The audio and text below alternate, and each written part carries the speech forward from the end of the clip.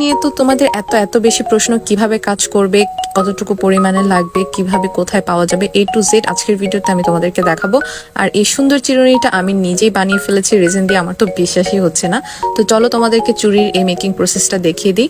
প্রথমেই হচ্ছে রেজিন এবং হার্ডেনার দুইটাই আমাদের প্রয়োজন, আর লাগবে এরকম একটা চিরুনির মোল্ড। প্রথমে তোমাদের মাথায় যে প্রশ্নটা আসবে যে এগুলো তোমরা কোথায় পাবা, এগুলো খোঁজাখুঁজির জন্য কোথাও যেতে হবে না, আমার পেজে এগুলো সব তোমরা পেয়ে যাবা রিজনেবল প্রাইসে। তো যাদের প্রয়োজন অবশ্যই ইনবক্স করবা, এবং ভিডিওর কমেন্ট বক্সে প্রথমেই আমি তোমাদের জন্য হোয়াটসঅ্যাপ নাম্বার দিয়ে দিব, সেখানেও তোমরা চাইলে কন্ট্যাক্ট করতে পারো। রেজিনের ভিডিও তো তোমরা অনেক দেখেছো এবং কোথায় কিভাবে পাবা সেটাও বলে দিলাম। এখন চলো এটা ব্যবহার করার জন্য তোমাদেরকে কিছু টিপস বলে দিই। তো রেজিন এবং হচ্ছে হার্ডেনার এই দুইটা ব্যবহার করার জন্য অবশ্যই কিন্তু তোমাদেরকে কিছু সেফটি মেনটেন করতে হবে, যেমন হাতে গ্লাভস পরা এবং অবশ্যই মুখে মাস্ক পরা।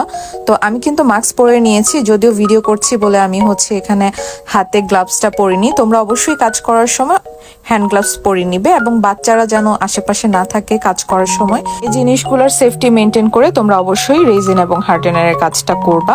তো এই দেখো এখানে হচ্ছে আমি 3:1 রেশিওতে হার্ডেনার এবং রেজিনকে মিক্সড করে নিচ্ছি ভালোভাবে। মানে আমি 3 চামচ এখানে দিলাম রেজিন এবং 1 চামচ দিলাম হার্ডেনার, এরকম। তোমরা যদি হচ্ছে সাপোজ 6 চামচ রেজিন দিয়ে কাজ করতেছো, সেখানে হার্ডেনার দিতে হবে 2 চামচ, এরকম আর কি মেজারমেন্টটা হবে।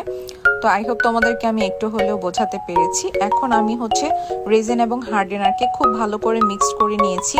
আর যখনই হচ্ছে রেজিন এবং হার্ডেনারের কালারটা একদম পানির মতো স্বচ্ছ হবে, তখন বুঝতে পারবা এটার মিক্সটা খুব সুন্দরভাবে হয়েছে এবং কাজ করার জন্য একদম রেডি। তো আমি এখানে হচ্ছে একটা চুড়ির মোল্ড নিয়ে নিয়েছি, আর এই চুড়ির মোল্ডটা তোমরা আমার পেজেতেই পেয়ে যাবা। আর এরকম ডিজাইনও পাবা এবং প্লেনও পাবা, তো যার যেটা লাগে নিতে পারো। এখন হচ্ছে আমি এখানে কি করছি, এই মোল্ডটার মধ্যে রেজিন প্রথমে অ্যাপ্লাই করে নিয়েছি, এরপরে হচ্ছে এখানে গোল্ড পাউডার দিয়ে দিলাম একটু। তো এখানে হচ্ছে পাউডারটা দেওয়ার পর আমি একটু হচ্ছে ডিজাইন করে নিচ্ছি, আর এখানে ড্রাই ফ্লাওয়ার ইউজ করছি। এই ড্রাই ফ্লাওয়ার গুলো কিন্তু আমার পেজেই পেয়ে যাবা। তো এই দেখো প্রত্যেকটা ড্রাই ফ্লাওয়ার দিয়ে আমি হচ্ছে এখানে একটু একটু ফাঁকা রাখছি, আর একটু একটু এখানে ফ্লাওয়ার দিতেছি, যেন জিনিসটা দেখতে একটু সুন্দর লাগে। তো যতটুকু পরিমাণের আমার ফ্লাওয়ার দেওয়া প্রয়োজন ছিল ততটুকু দিয়ে এটার উপরে আমি হচ্ছে আবার এটাকে কভার করে দিচ্ছি রেজিন দিয়ে। তো এই যে উপর থেকে আমি রেজিনটাকে ঢেলে নিচ্ছি, এবং খেয়াল রাখতে হবে যেন প্রত্যেকটা অংশের রেজিনটা ঠিক মতো পৌঁছে।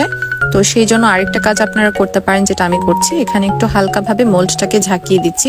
আপনারা চেষ্টা করবেন রাতের মধ্যে রেজিনের কাজটা কমপ্লিট করে রাখতে, এবং হচ্ছে পরের দিন সকালে এটাকে মোল্ড আউট করতে। তো আমি আগের দিন রাতের বেলা হচ্ছে কাজটা কমপ্লিট করে রেখেছিলাম।